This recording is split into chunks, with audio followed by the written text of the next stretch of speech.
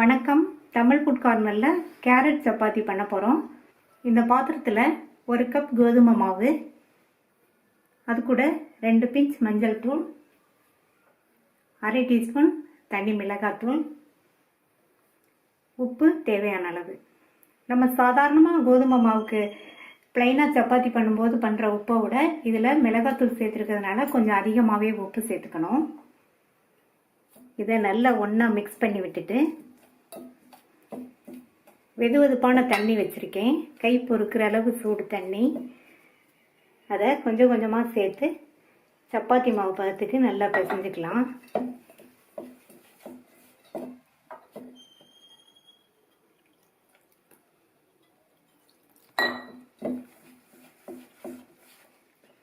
இந்த மாதிரி வெதுவெதுப்பான தண்ணி ஊற்றி பிசைஞ்சோம்னா சப்பாத்தி நல்லா சாஃப்டாக இருக்கும்.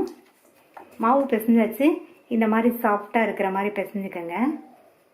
இதில் மேலே 1 டீஸ்பூன் போல் எண்ணெய் இந்த மாதிரி அப்ளை பண்ணிவிட்டு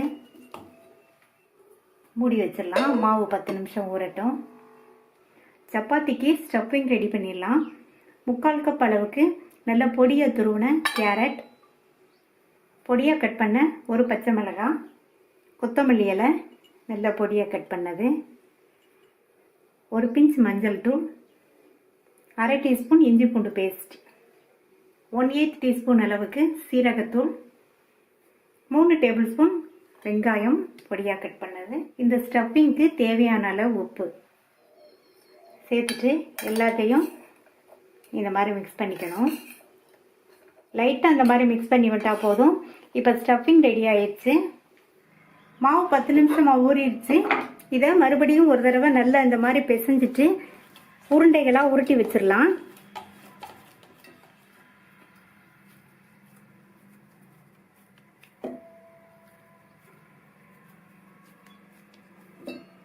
சப்பாத்தியை தேய்ச்சிடலாம். ஒரு உருண்டை மாவு எடுத்திருக்கேன்.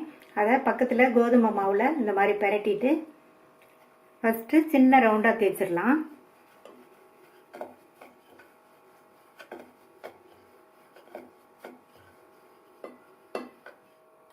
அதில் நடுவில் நம்ம ரெடி பண்ண இந்த கேரட் ஸ்டஃபிங்கை வச்சிடலாம். இன்னொரு விஷயம், நம்ம ஸ்டஃபிங் ரெடி பண்ணும்போது அழுத்தி அழுத்தி மிக்ஸ் பண்ணாமல் லைட்டாக ஜென்டலாக மிக்ஸ் பண்ணணும். ஸ்டஃபிங் ரெடி பண்ண உடனே சப்பாத்தியை தேய்ச்சி போட ஆரம்பிச்சிடணும். ஏன்னா வெங்காயம் உப்பெல்லாம் சேர்த்துருக்கிறதுனால ஸ்டஃபிங் நீர்த்து போயிடும். ஸ்டஃபிங் வச்சதுக்கப்புறமா இதை இந்த மாதிரி க்ளோஸ் பண்ணிடணும்.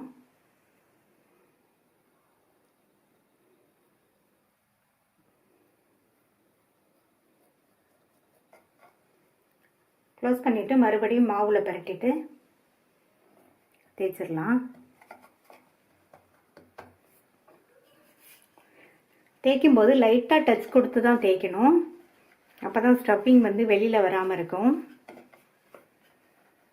தேவைப்பட்டால் மறுபடியும் மாவு லைட்டாக தூவி விட்டுட்டு இந்த மாதிரி லைட்டாக தேய்ச்சிக்கோங்க.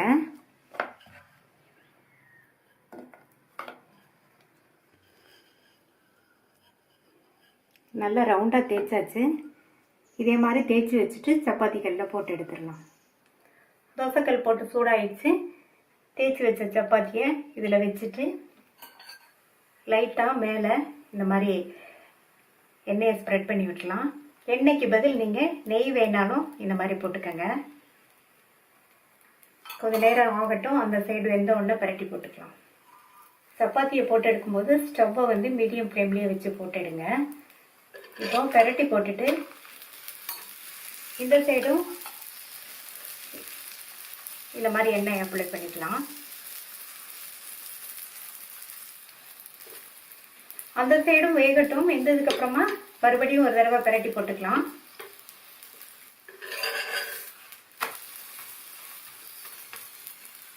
இப்போ எண்ணெய் ஊற்ற வேண்டியதில்லை. அந்த சைடு வெந்த உடனே எடுத்துடலாம். 2 சைடுமே சப்பாத்தி நல்லா வெந்துருச்சு. எடுத்துடலாம். ரொம்ப டேஸ்டான டிஃப்ரெண்ட்டான கேரட் சப்பாத்தி ரெடி ஆயிடுச்சு. மீதி உள்ளதையும் போட்டு எடுத்துடலாம். இது அப்படியே சாப்பிட்றதுக்கும் நல்லா இருக்கும். சைட் டிஷ் எதுவும் தேவைப்படாது. நான் இன்னைக்கு வெங்காய தயிர் பச்சடியோட சர்வ் பண்ணியிருக்கேன்.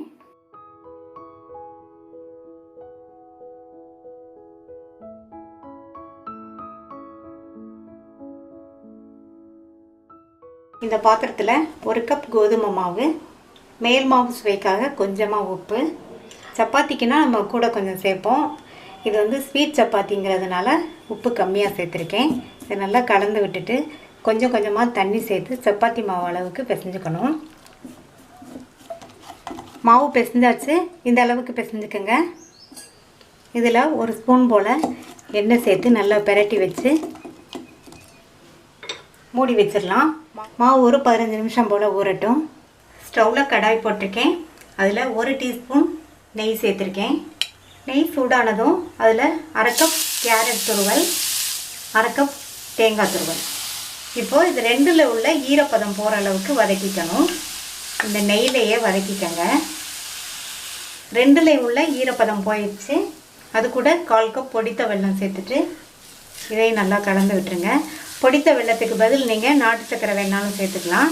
இப்போது இந்த வெல்லம் கரைஞ்சி இந்த துருவலோட நல்லா கலந்து வர வரைக்கும் வதக்கிக்கணும். ரொம்ப நேரம் வதக்க வேண்டாம். இப்போ வெல்லம் நல்லா உருகி இந்த துருவலோட நல்லா மிக்ஸ் ஆகிடுச்சு. இந்த ஸ்டேஜில் வந்து ஸ்டவ் ஆஃப் பண்ணிடணும். இதுக்கு மேலே இருந்ததுன்னா இந்த ஸ்டஃபிங் வந்து இறுகி போயிடும். இதில் மறுபடியும் கொஞ்சமாக மட்டும் நெய் சேர்த்துக்கலாம். ஒரு 1/2 டீஸ்பூன் சேர்த்துருக்கேன். சேர்த்துட்டு வாசனைக்கு ஏலக்காய் பவுடர் நல்லா மிக்ஸ் பண்ணி விட்டுட்டு இதை தனியாக எடுத்து வச்சிடலாம். மாவு பிசைஞ்சு வச்சு 15 நிமிஷம் ஆச்சு. மறுபடியும் ஒரு தடவை நல்லா பிசைஞ்சிட்டு சின்ன சின்ன உருண்டைகளாக பிரித்து வச்சிடலாம்.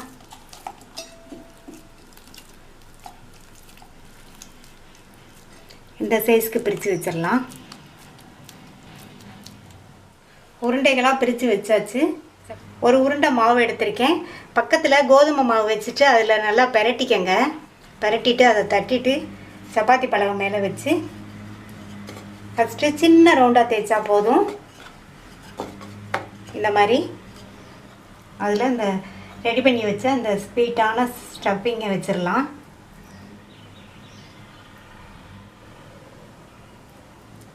நல்லா வச்சுட்டு இதை க்ளோஸ் பண்ணிடணும்.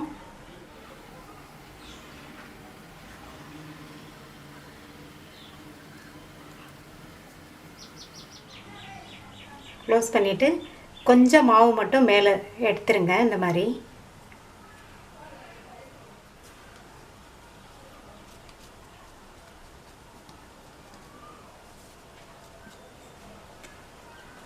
மறுபடியும் இந்த மாதிரி மாவில் பிரட்டிட்டு அதை விட கொஞ்சம் பெரிய ரவுண்டாக தேய்ச்சிக்கலாம்.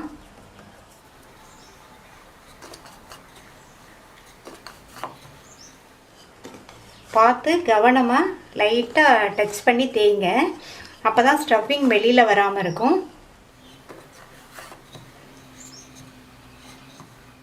அவ்வளோதான், தேய்ச்சாச்சு. ஸ்டவ்வில் தோசைக்கல் போட்டு சூடாயிடுச்சு. நம்ம ஸ்டஃபிங் பண்ணி வச்ச சப்பாத்தி அதில் வச்சிடலாம்.